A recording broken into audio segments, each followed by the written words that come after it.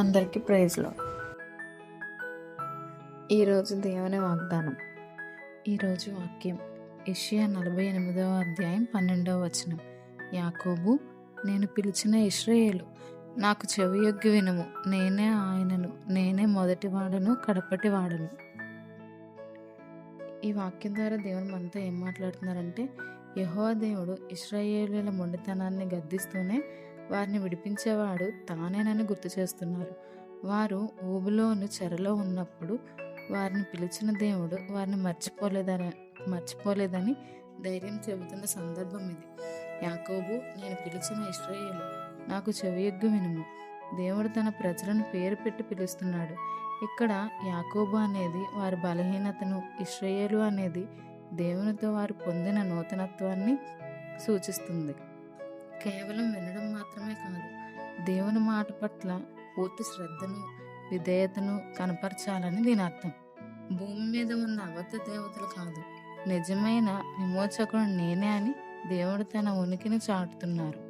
సృష్టికి ముందే ఆయన ఉన్నాడు. ప్రతి దానికి మూలకారకుడు ఆయనే. అంతా ముగిసిన తర్వాత కూడా ఆయన ఉంటాడు. చరిత్రను ముగించే అధికారం ఆయనది. కాలానికి ఆయన అతీతుడు.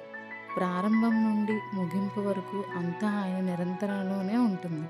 ఈ వచనం ద్వారా మనకు అర్థమయ్యే 3 ముఖ్యమైన విషయాలు ఉన్నాయి. దేవుని సార్వభౌమాధికారం. ఆయన సర్వశక్తిమంతుడు. కాలము, చరిత్ర ఆయన చేతుల్లోనే ఉన్నాయి. దేవుడు మనల్ని పిలుస్తున్నాడు. మనం ఆయన మాట వినాలని ఆయన ఆశిస్తున్నాడు. మన జీవితం ప్రారంభమైనప్పుడు ఆయన ఉన్నాడు. మన జీవితం ముగిసే వరకు ఆయన మనకు తోడుగా ఉంటాడు. ఇదే మాటలను కొత్త నిబంధన ప్రకటన గ్రంథం 1వ అధ్యాయం 17వ వచనం మరియు 22వ అధ్యాయం 13వ వచనంలో యేసుక్రీస్తు తన గురించి చెప్పుకోవడం మనం చూడవచ్చు. దీనిని బట్టి పాత నిబంధన యెహోవా, కొత్త నిబంధన యేసుక్రీస్తు ఒక్కరే అని స్పష్టమవుతుంది. ప్రార్థన. పరిశుద్ధమైన తండ్రి, ఆకాశమందున్న మా దేవ, నీ పరిశుద్ధ నామానికి స్తోత్రాలు చెల్లించుకుంటున్నాను తండ్రి. నేనే మొదటివాడును, కడపటివాడును అని సెలవిచ్చిన అల్ఫా ఒమేగా దేవా, నీకే వందనాలు చెల్లించుకుంటున్నాం ప్రభా. నీ అధికారం కోసమే వందనాలు ప్రభా. లోకంలో పుట్టకముందే నీవు ఉన్నావు, లోకం గతించినా నీవు ఉంటావని నమ్మకాన్ని నాయన తండ్రి మాలో ఉంచినందుకు వందనాలు. మా జీవితం యొక్క ఆరంభం మరియు ముగింపు నీ చేతుల్లోనే ఉంది ప్రభా. దాన్ని బట్టి మీకే కృతజ్ఞతాస్తుతులు చెల్లించుకుంటున్నా. నీ పిలుపు కోసమే వందనాలు నాయన. నేను పిలిచిన ఇశ్రాయేలు అని నీవు పిలిచిన మాటలు బట్టి మీకే వందనాలు ప్రభా.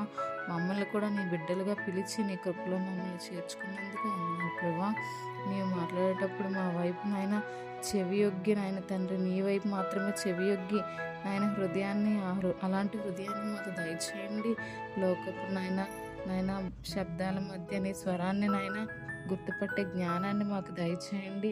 మా జీవితాల్లో నీవే ప్రధానిగా ఉండండి ఆయన. మా జీవితాల్లో ప్రతి అడుగులోనూ నీవే మొదటి స్థానంలో ఉండాలని మేము ప్రార్థిస్తున్నాం తండ్రి. నా ఆలోచనలు, నా పనులు, నా భవిష్యత్తు నీ చిత్తానుసారంగా జరిగించండి ఆయన. మీకే వందనాలు చెల్లించుకుంటూ సమస్త మహిమ, ఘనత, ప్రభావం నీకే చెల్లిస్తూ మా ప్రభు అయిన ప్రియరక్షకుడైన యేసుక్రీస్తు నామములో ఈ ప్రార్థన అడిగి పెడుకున్నాం మా పరమ తండ్రి.